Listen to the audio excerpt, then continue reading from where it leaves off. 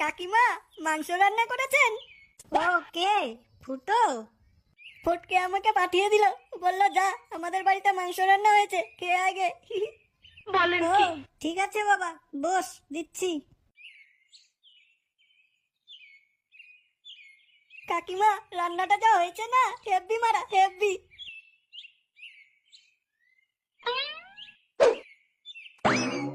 কাকিমা আর একটু মাংস দিন তো। হ্যাঁ দিচ্ছি বাবা।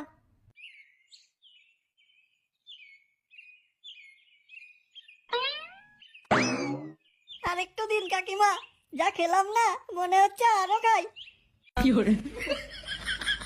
আর কি দেবো বাবা, সব তো শেষ। এ কি ফুটো, তুই আমাদের বাড়িতে?